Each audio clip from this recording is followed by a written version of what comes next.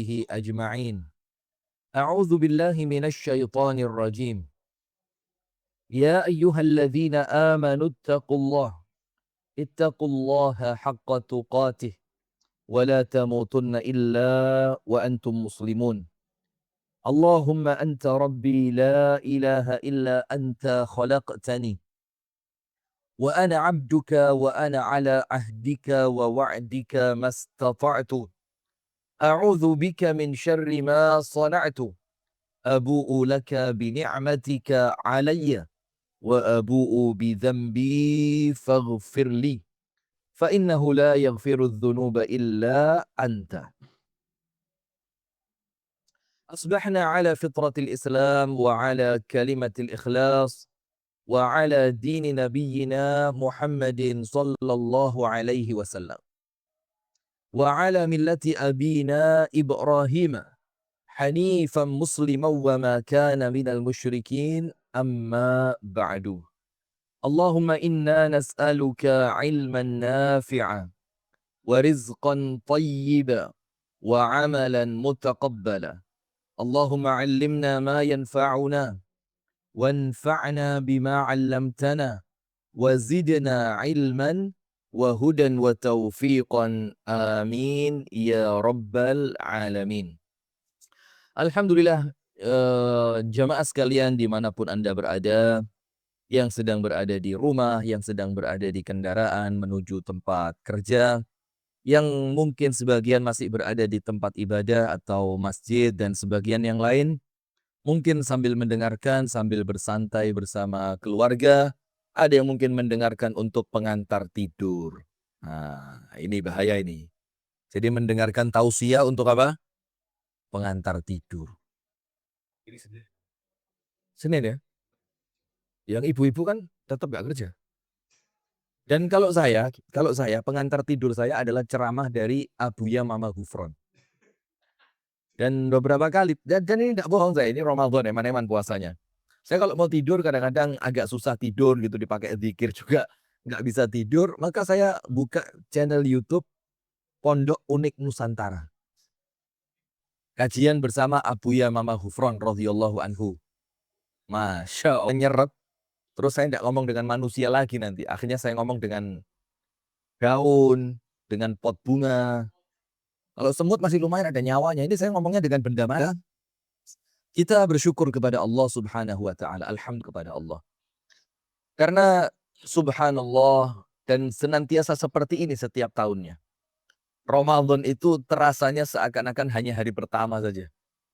Ini kita sudah masuk hari ke-6. Artinya 5 hari sudah kita lewati. Dalam keadaan mungkin kita merasa kok cepat ya sudah masuk hari ke-6 begitu. Nah, maka pada hakikatnya kita sedang berpacu dalam melodi. Kita sedang berpacu dengan waktu. Ini pada hakikatnya kita sedang berpacu dengan waktu. Waktu yang berputar begitu cepat, kalau tidak kita manfaatkan sebaik-baiknya, maka yang tersisa adalah penyesalan. Salawat beriring salam semoga tercurahkan kepada uswah kita, suri tauladan kita, kekasih kita bersama, Nabi besar, Nabi agung, An-Nabi Muhammad sallallahu alaihi wasallam. Beserta seluruh keluarganya, beserta seluruh istrinya, beserta seluruh sahabatnya, dan seluruh di antara umat dan pengikutnya yang setia, senantiasa setia, menjalankan sunnah, menjalankan tuntunan, dan menjalankan ajarannya ila yaumil qiyamah. Hadirin sekalian yang dirahmati oleh Allah Subhanahu wa taala, pemirsa YouTube Sayap Dakwah TV yang dirahmati oleh Allah, pemirsa TikTok Sayap Dakwah TV, pemirsa Facebook dan Instagram. Instagramnya belum keluar ya? Sudah? Di sini nggak keluar live-nya. Masjid udah mulai sepi. Nah, kalau gitu Anda udah mulai wajib masuk ke masjid. Agar kembali apa? Kembali meramaikan masjid. Nah, pemirsa yang dirahmati oleh Allah Subhanahu wa taala. Oh ya, agak telat ini keluarnya. Ngeclet. Apa ngeclet itu? Ngeclet. Oh, ngelek. Ngelek. Anda nulisnya keliru. NG baru E, ini NE baru G. Anak saya bacanya susah saya, ngecelek, apa ngecelek itu? Baik, barakallahu fiik. Jemaah sekalian yang dirahmati oleh Allah Subhanahu wa taala, di pagi hari ini kita akan berbicara tentang tema besar kita, yaitu love and tears. Jadi antara cinta dan air mata. Jadi kita mau lah itu Quran. Itu juga Quran. Antum buka kamu. Ada ini Quran banyak, yang dibaca cuma satu. Baik, jemaah sekalian, kita masih pada episode Love and Tears dan kita pada sub pembahasan yang ke-6. Jadi ini terus berurutan, jadi jangan sampai ketinggalan. Kalau ada yang merasa, loh saya yang keempat kok nggak ngikutin, segera buka di channel YouTube sebelum kami hapus. Ya enggak lah, nggak dihapus ya. Nah sekarang kita masuk pada sub pembahasan yang ke-6, yaitu maaf aku goyah. Nah kalimat maaf aku goyah di sini artinya begini. Artinya adalah ada sebagian di antara kita yang memang secara manusiawi, dengan bertubi-tubinya ujian yang datang, terkadang kita juga merasa apa? Merasa lelah, merasa capek. Aduh ya Allah, kok nampaknya nggak ada jeda, kok nampaknya tidak ada istirahatnya, kok nampaknya terus berpindah dari satu musibah menuju ujian, musibah, ujian, musibah, ujian. Kok nampaknya berat sekali ya Allah. Nah, maka kalimat maaf aku goyah di sini adalah bagaimana kita mampu menjaga hati kita tetap di atas kebaikan, tetap di atas keimanan, tetap memiliki benteng yang kuat di dalam menghadapi ujian tersebut, agar kemudian kita tidak sampai menyalahkan Allah Subhanahu wa taala. Nah, maka dengan itu kita perlu tahu bagaimana seorang muslim itu menghadapi ujian. Bagaimana seorang muslim menghadapi ujian, bagaimana seorang muslim kemudian menyikapi ujian, bagaimana seorang muslim kemudian ketika spill satu di awal. Karena ini cukup penting. Anda tahu ketika Anda dapat ujian, salah satu yang paling menjaga kewarasan itu adalah faktor pertemanan. Itu saya spill dulu di awal ini ya. Jadi faktor pertemanan ini menjadikan Anda punya teman ngobrol, menjadikan Anda punya teman yang bisa diajak untuk berdiskusi, Anda bisa mendapatkan masukan-masukan yang positif, Anda kemudian bisa ketemu orang yang Anda yakin akan amanah ketika Anda bercerita kepadanya. Maka mulai dari sekarang cari apa ya? Cari komunitas yang positif. Bahkan begini jemaah, bahkan begini ya, ini secara apa ya, secara hiperbola lah, hiperbola. Anda tahu hiperbola? Ini dibesar-besarkan gitu lah. Walaupun ini bukan sesuatu yang dibesar-besarkan, tapi betul-betul terjadi. Mulai sekarang, kita itu bisa memilih Anda, dan Anda sama, itu bisa memilih kelak kalau kita wafat, siapa yang akan menyolatkan kita. Siapa yang akan menyolati jenazah kita. Itu kita bisa pilih mulai sekarang. Walaupun tentu kalau memastikan, yuk tekan tidak. Tapi kemudian ikhtiar untuk menuju ke sana. Bagaimana caranya? Karena kita tahu.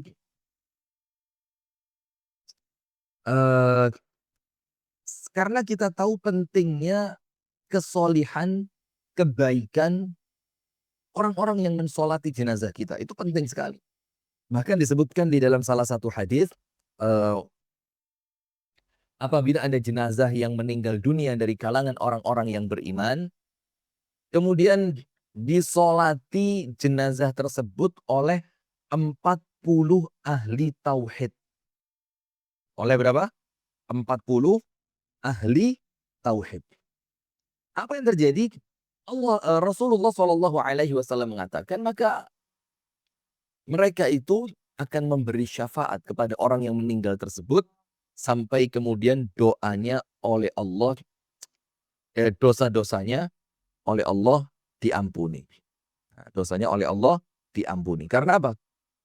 Kebaikan orang-orang yang mensolatinya. Nah, sehingga saya spill dulu satu, apa yang kemudian menjadikan kita ini tetap kuat walaupun sesekali goyah, yaitu faktor pertemanan. Baik, kita mulai. Jamaah sekalian yang dirahmati oleh Allah, ada dua hal penting yang perlu kita ketahui tentang dunia ini berkaitan dengan musibah. Itu dulu. Itu dulu. Musibah, ujian, cobaan, rintangan, sesuatu yang memberatkan hati. Itu ada dua poin besar dulu yang kita harus masukkan ke dalam mindset kita. Nomor satu, tidak ada seorang pun di dunia ini yang oleh Allah dibiarkan hidup tanpa ujian. Itu nomor satu. Jadi artinya siapapun yang hadir di dunia ini pasti diuji. Jadi orang yang hadir di dunia ini adalah orang yang memang oleh Allah disiapkan untuk mendapat ujian. Bahkan kita telah sebutkan di pertemuan beberapa yang sebelumnya, justru orang yang paling berat ujiannya itu adalah para nabi. Kemudian orang-orang solih. Kemudian sekelas di bawahnya, sekelas di bawahnya, sekelas di bawahnya.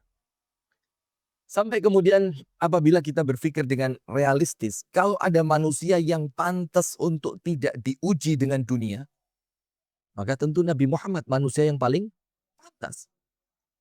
Ibadahnya, kesabarannya, ketakwaannya, kebersihan hatinya, ketulusannya, itu menjadikan kalau ada manusia yang pantas untuk tidak mendapatkan ujian, maka Nabi Muhammad yang paling pantas. Sallallahu alaihi wasallam. Tapi kemudian Nabi besar Muhammad sallallahu alaihi wasallam luar biasa. Anak-anaknya diceraikan. Istrinya meninggal dunia dalam keadaan Nabi Muhammad sangat membutuhkan perannya di dalam dunia dakwah.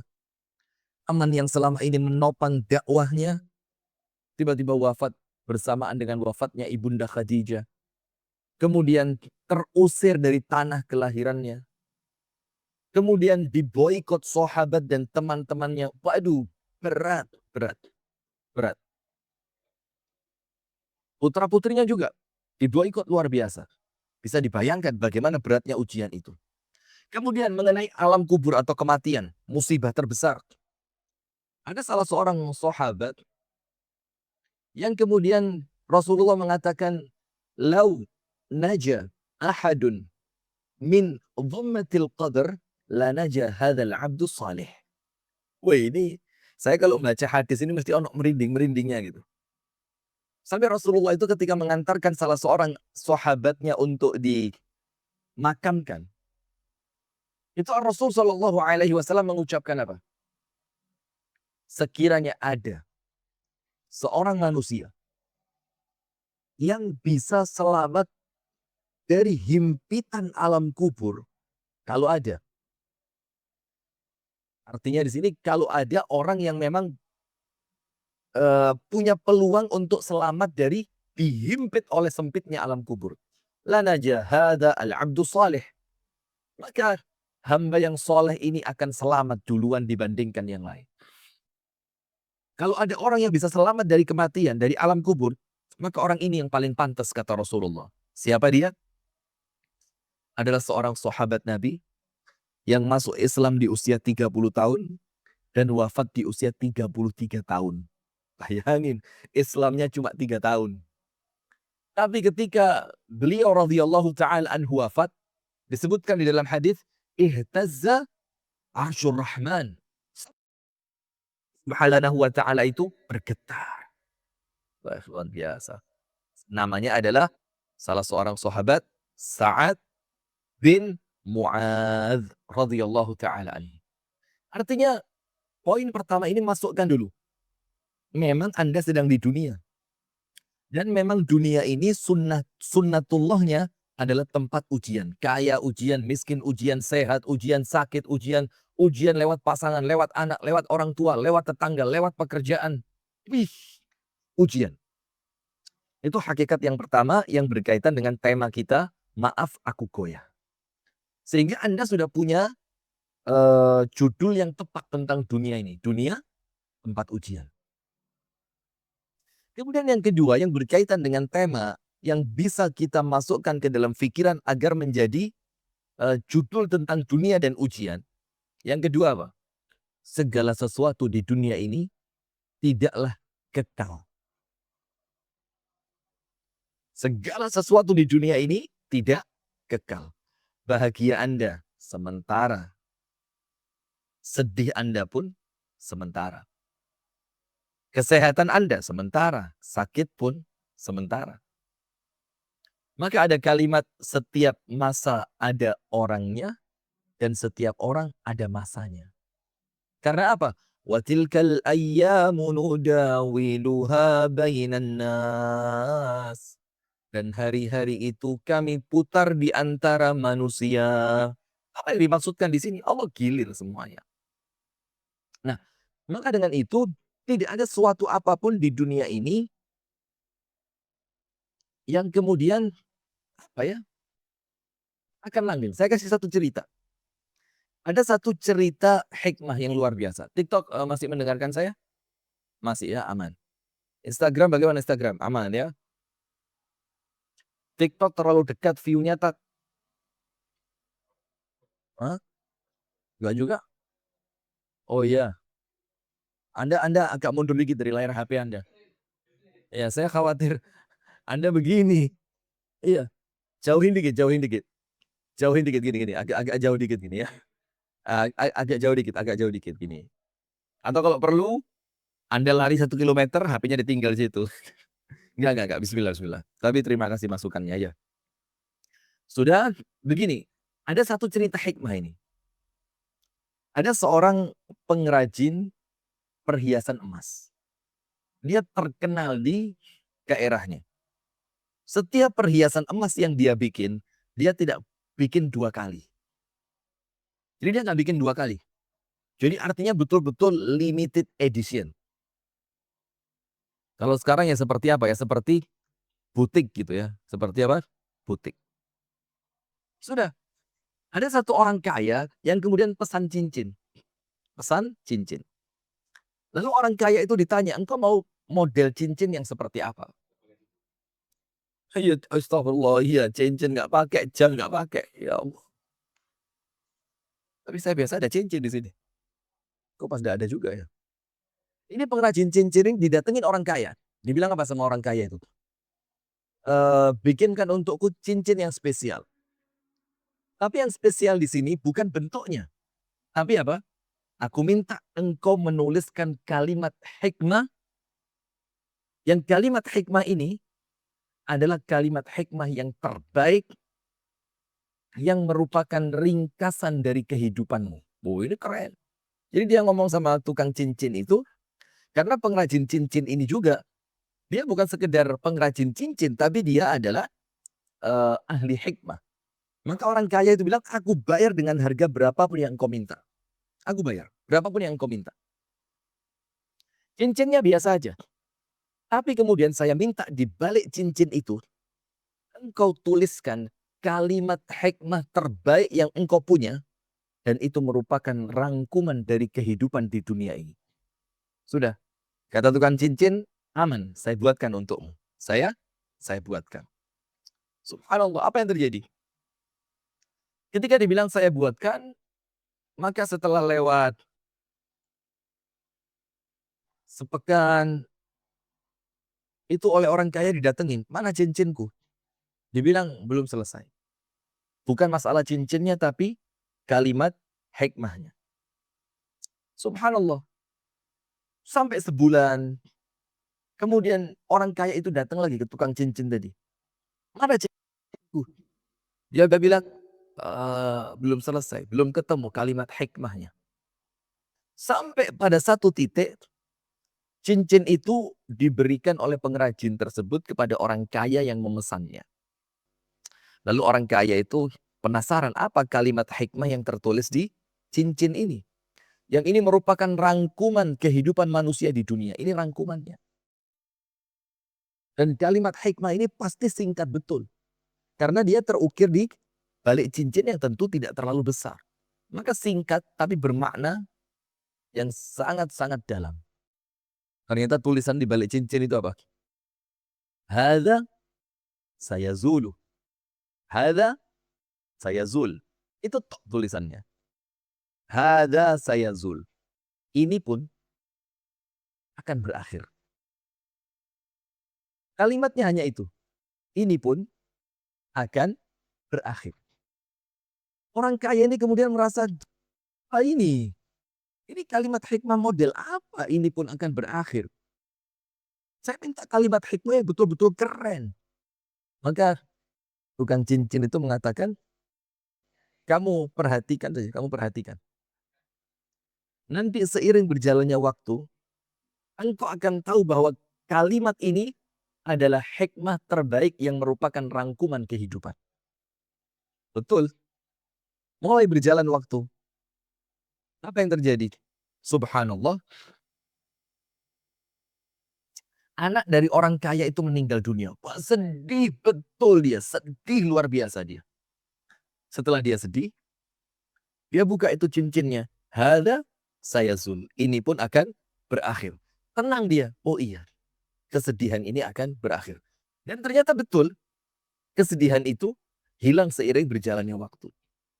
Di suatu saat yang lain lagi, bisnisnya dia meledak. Luar biasa suksesnya. Bahagianya minta ampun ini orang.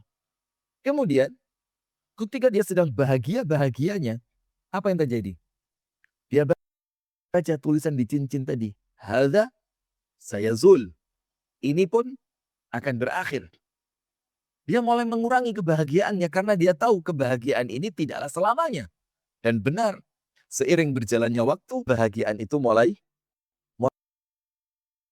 berkurang dan lama-lama hilang. Sampai pada ending terakhirnya, orang kaya itu memahami. Apa yang dia pahami?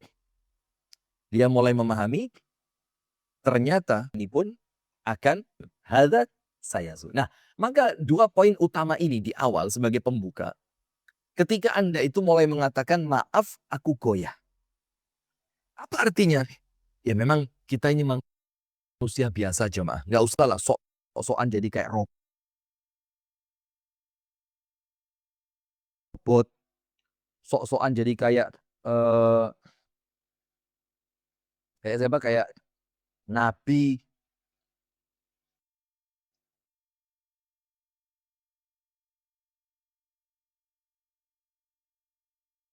Kemudian sok-sokan seperti orang yang, wah saya ini udah orang akhirat, bukan orang, enggak. Kita ini podo kabeh. Anda yang menyaksikan lewat YouTube, Anda yang menyaksikan lewat Instagram, Anda yang menyaksikan lewat Facebook, Anda yang menyaksikan lewat TikTok. Kita sama. Kita akan memberikan gambaran, maaf aku goyah. Artinya ketika sisi manusiawi itu muncul, apa kemudian yang harus kita lakukan? Saya kasih contoh. Ketika putra, salah satu ya, putra dari An-Nabi SAW meninggal dunia. Maka kemudian Rasulullah Muhammad SAW menangis di atas makam putranya tersebut. Rasulullah menangis. Ketika Rasulullah SAW menangis, ini kan manusiawi banget. Sebagian dari sahabat Nabi itu merasa aneh. Loh, Nabi kok nangis? Nabi kok nangis? Apa yang terjadi? Maka mereka bertanya, ya Rasulullah, atabki wa anta nabi? Apakah engkau menangis sementara engkau itu seorang nabi? Nah, coba lihat. Jadi ada perbedaan ekspektasi antara Nabi Muhammad SAW yang dibilang di dalam Al-Quran, Qul innama ana basyarun mithlukum. Aku ini adalah manusia biasa seperti kalian. Dengan yang dilihat oleh para sahabat, Nabi itu harus heroik. Nabi itu superhero. Nabi itu adalah sosok yang tidak boleh ada kurangnya. Wah, kan begitu.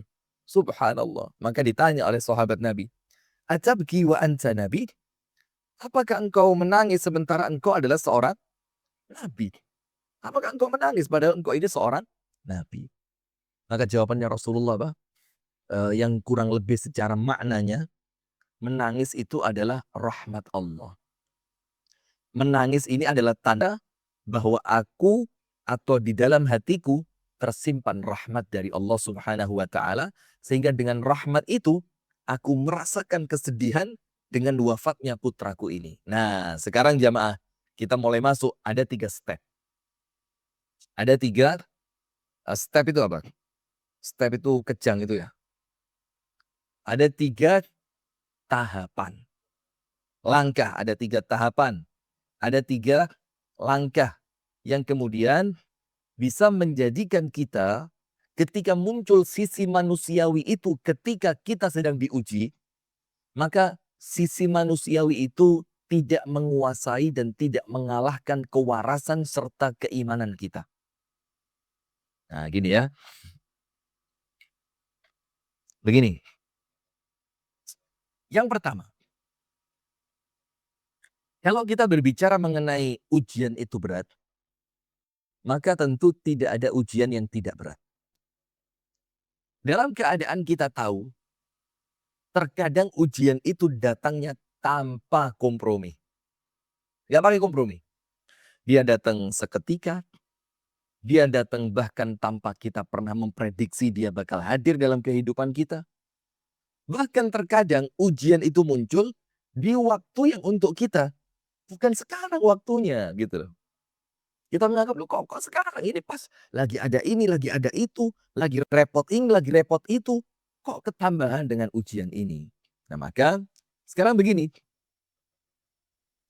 akan muncul penyakit-penyakit yang akan menggerogoti hati kita ketika ujian itu awal muncul. Yang nomor 1. Ini kotorannya dulu ya. Biasanya apa? Langsung suudzon kepada Allah. Na'udzubillah min dzalik. Wal'iyadzubillah. Nas'alu as-salamata wal'afiyah. Ini bahaya ini. Ketika ujian itu datang tiba-tiba. Di waktu yang untuk kita kok sekarang. Di waktu yang kita menganggap tidak tepat saat ini waktunya gitu loh. Itu biasanya muncul pertama kali apa? Allah jahat. Na'udzubillah. Allah maha baik. Subhanallah.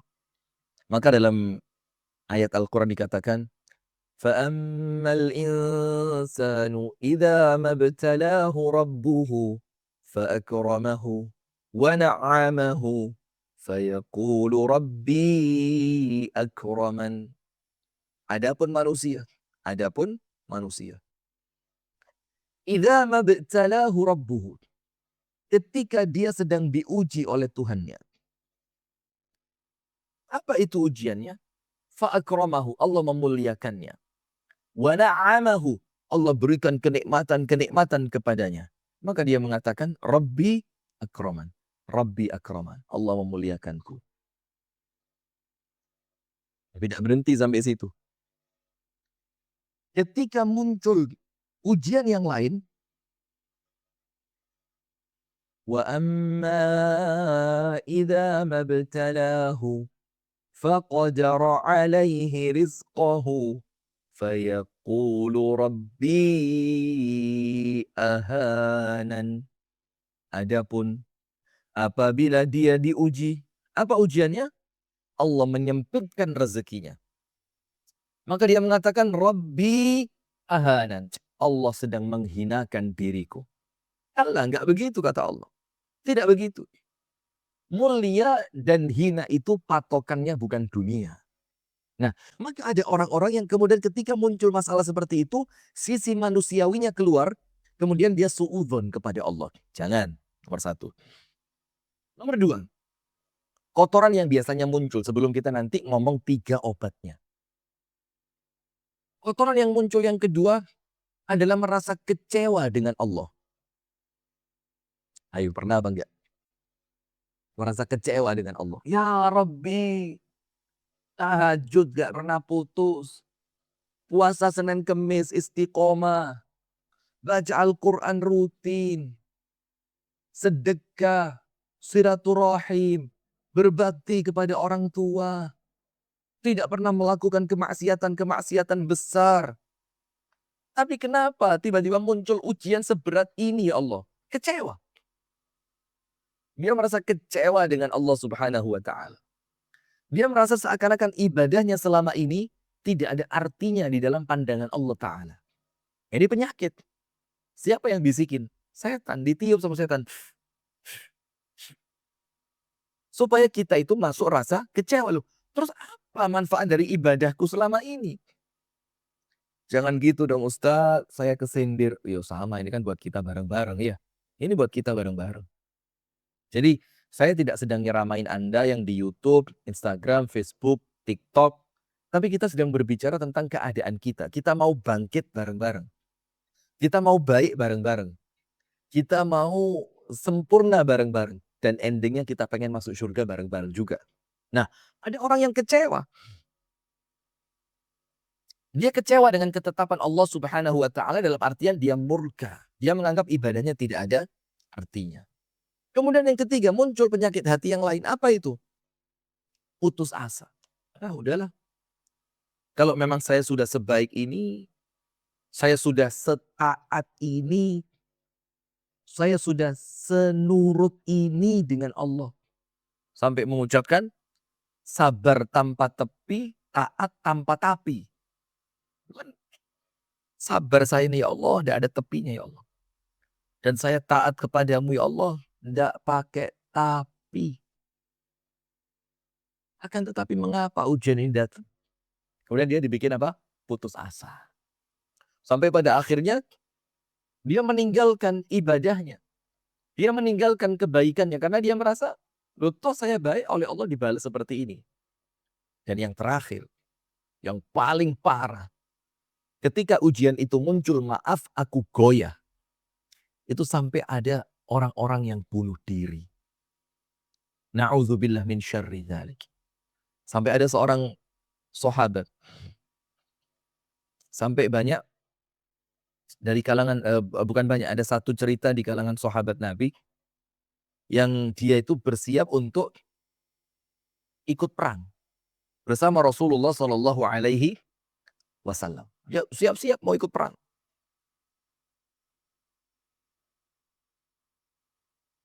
Setelah dia bersiap ikut perang, apa yang terjadi?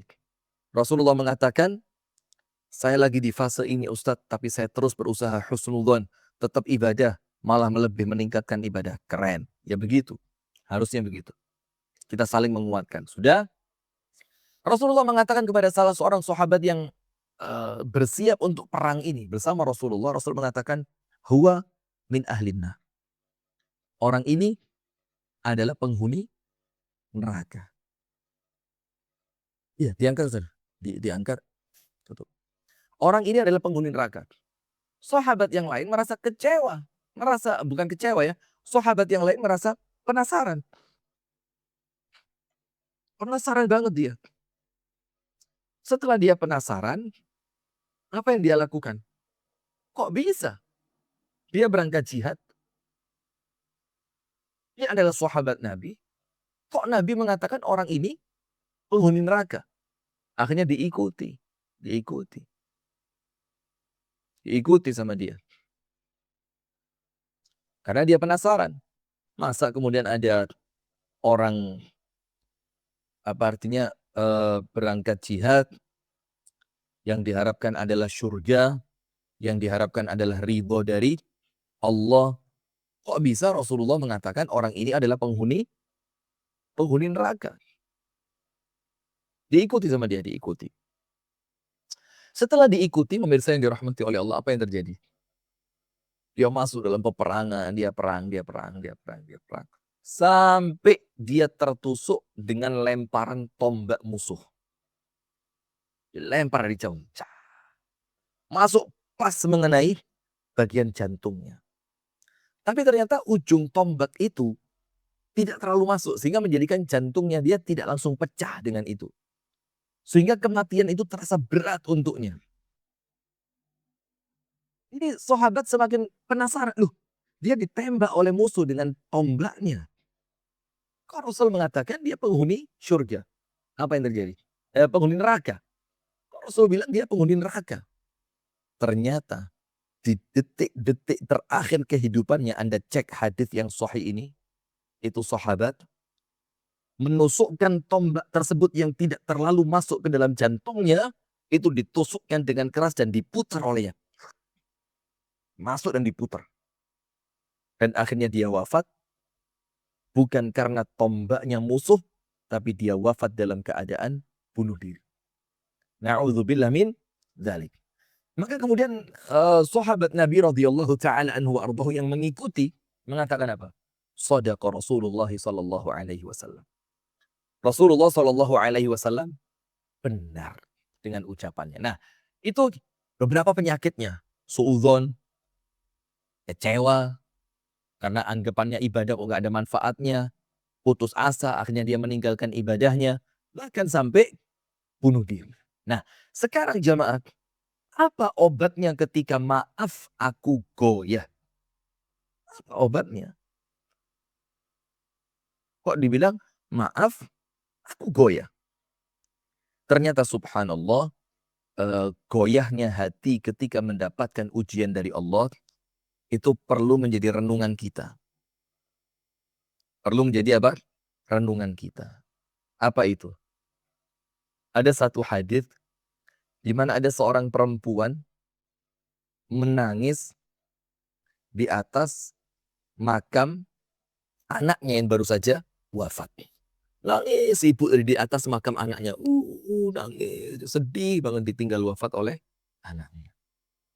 Ketika dia sedang menangis seperti itu, apa yang terjadi? Rasulullah Shallallahu Alaihi Wasallam lewat.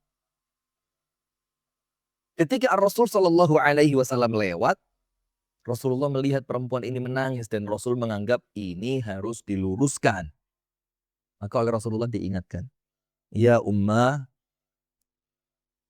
isbiri wahtasibi. Bu, yang sabar. Bu, yang sabar. Yang sabar. Dan mintalah pahala kepada Allah atas ujian yang sedang menimpa dirinya. Sabar dan mintalah ujian dan mintalah pahala dari Allah atas ujian tersebut. Perempuan itu marah. Marah dia. Ketika dia marah, dia tidak tahu bahwasannya yang berbicara di hadapannya adalah Rasulullah Shallallahu Alaihi Wasallam. Maka dia mengucapkan kalimat yang berat sekali. Apa kalimatnya?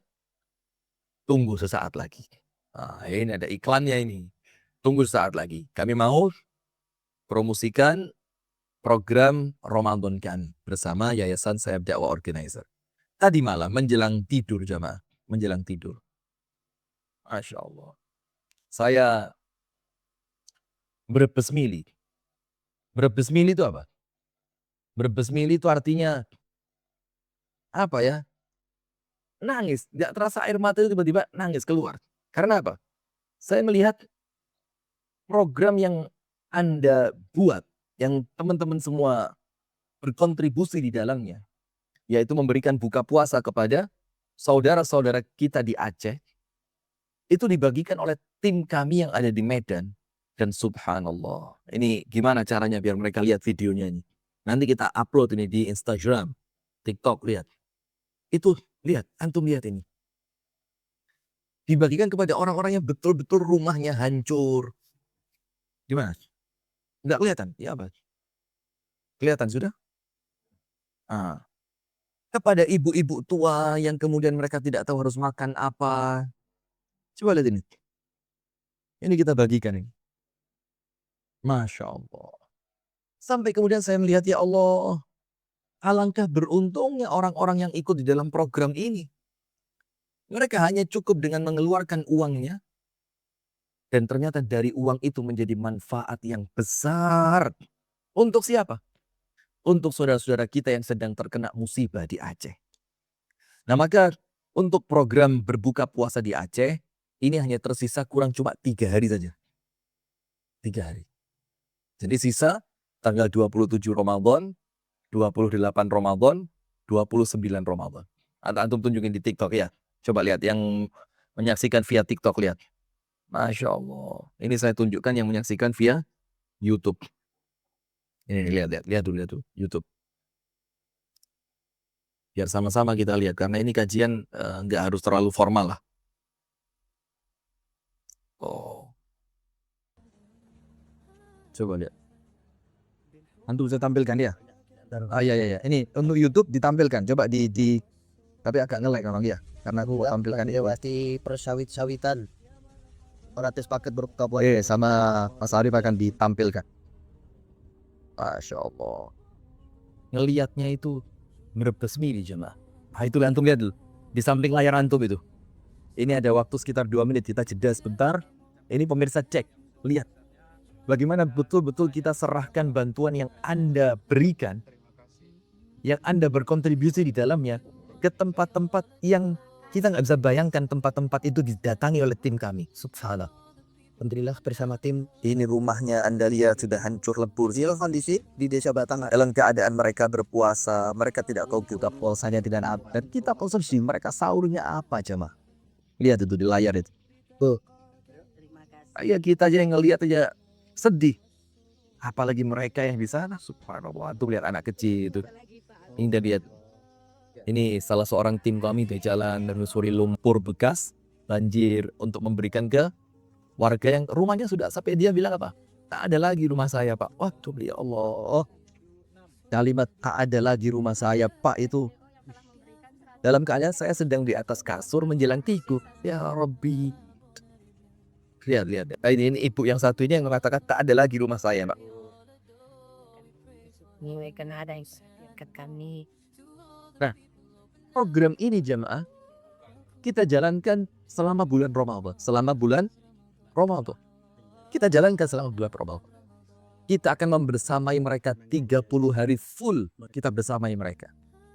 Dan bahkan setelah Ramadan ini selesai, kita akan terus bersinergi dengan teman-teman yang ada di Medan, yang ada di Aceh, untuk kemudian membuatkan rumah-rumah hunian bagi mereka. Dan semoga dengan ikhtiar kita ini, Allah memberikan balasan yang luar biasa untuk dunia sampai akhirat kelak. Amin ya Rabbal Alamin. Maka kami mengajak kepada teman-teman, apabila ada keluasan rezeki, apabila Anda memiliki rezeki yang oleh Allah diberikan secara luas, maka silakan Anda masukkan sebagian saja. 20.000, 50.000, 200.000, 5 juta. Dan subhanallah kami beberapa hari ini dikejutkan dengan donasi yang jumlahnya itu, waduh, sampai buat kita ini iri. Ada yang donasi 100 juta tanpa konfirmasi. Ada yang ngasih 20 juta. Ada yang ngasih langsung melalui kami 30 juta. Ada yang ngirim 10 juta. Ya Allah. Ini betul-betul dibilang bulan fastabiqul khairat. Ini lihat yang di TikTok coba. Itu linknya. Silakan Anda cek yang di TikTok. Berbagi link yang ada di bio. Nah sekarang silakan masuk ke bio terlebih dahulu. Nanti ada linknya di sana, Anda klik, nanti dapat Anda insya Allah. Nah sudah. Kita lanjutkan. Maka perempuan tadi yang menangis ketika anaknya wafat, di atas kuburnya ibu itu menangis. Rasulullah mengatakan, wahai ibu yang sabar Bu. Yang sabar. Bu yang sabar Bu. Terus apa?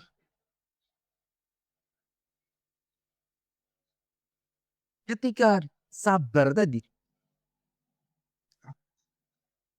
tidak mampu dia lakukan, maka dia mengucapkan satu kalimat yang berat kepada Rasulullah SAW. Perempuan itu mengatakan, innaka lam tusib bi musibati. Wahai laki-laki yang berbicara, dia tidak tahu kalau itu adalah Nabi Muhammad. Engkau tidak terkena musibah yang musibah itu mengenaiku. Maka dengan ringannya engkau mengucapkan kepadaku untuk sabar. Dan ternyata diberitahu bahwa ternyata yang ngomong tadi adalah Rasulullah Shallallahu Alaihi Wasallam.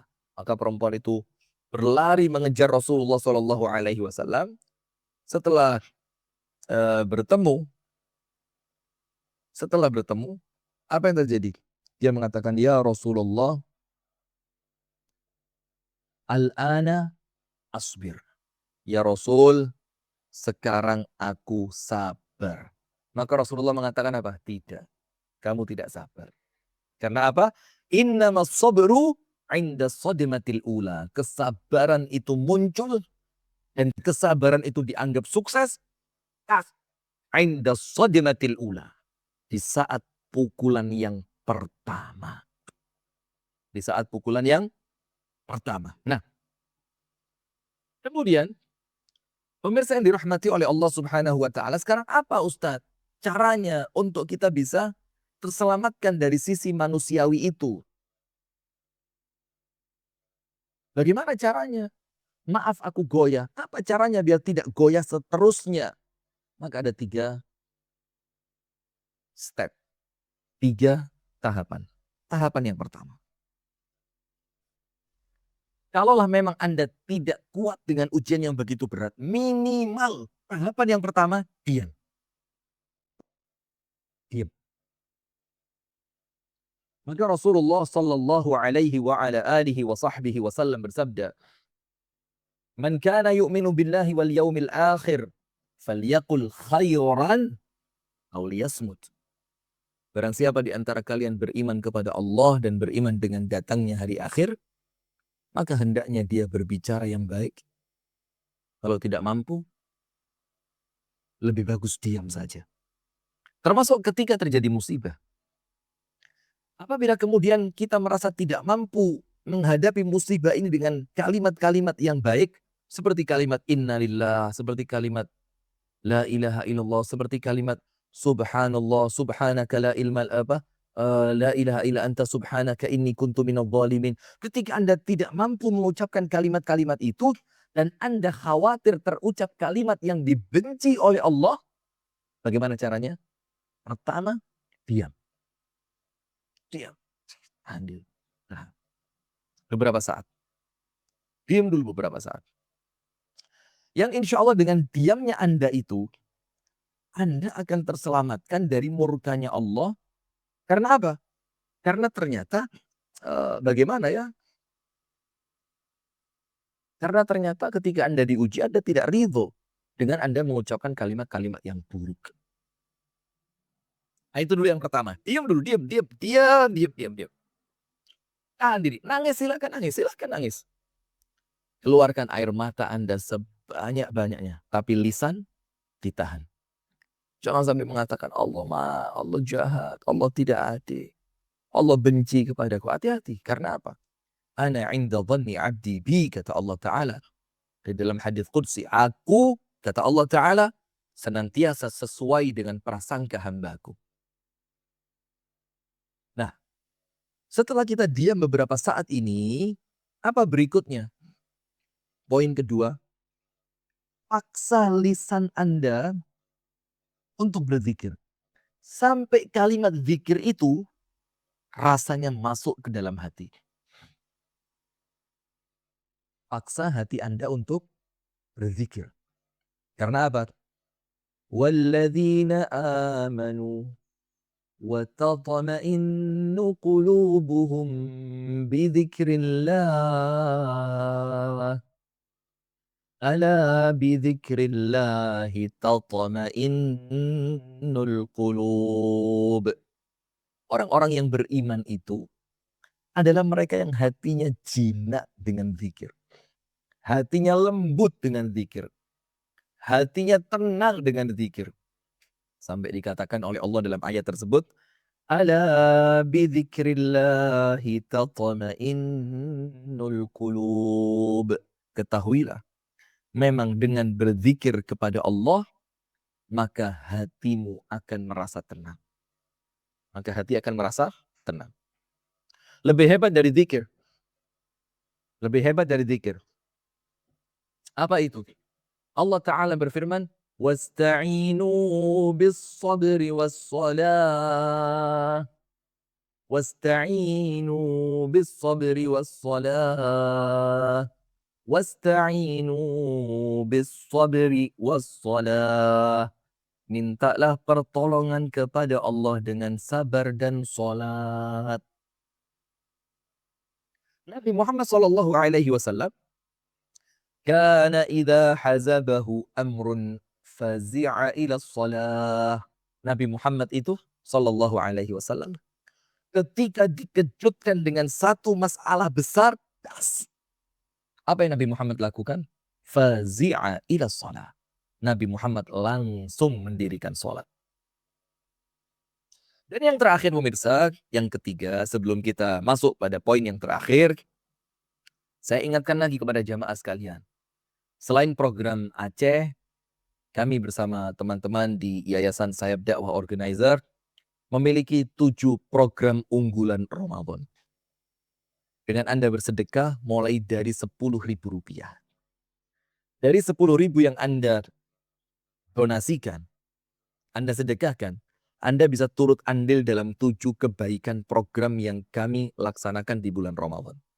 Yang pertama, tentu berkeliling membagikan buka puasa ke daerah-daerah pinggiran di sekitaran Kediri dan Jombang. Yang kedua, program untuk santunan yatim dan du'afa serta mu'alaf. Dan kita berikan bingkisannya itu menyenangkan. Yang ketiga, insentif tambahan untuk guru-guru ngaji di pelosok. Supaya mereka senang Ramadan ini. Menghadapi Idul Fitri mereka bahagia. Yang keempat, ada program salah satu yang menurut kami paling keren. Memberi baju baru kepada anak yatim yang tidak mampu. Dan kita ajak mereka masuk toko untuk pilih baju sendiri yang mereka mau. Subhanallah. Kemudian ada program i'tikaf Ramadan. Selama 10 hari. Sahur, buka, qiyamul lail. Yang keenam, program berbagi kitab gratis di dalam program khataman kitab Ramadan. Dan yang ketujuh, tayangan-tayangan dakwah yang senantiasa kita munculkan di setiap harinya. Nah, baik jamaah sekalian, sekarang kita masuk poin yang terakhir. Apa poin yang terakhir? Rasulullah Shallallahu Alaihi Wasallam bersabda di dalam hadis yang sahih, al-mar'u ala dini khalilihi.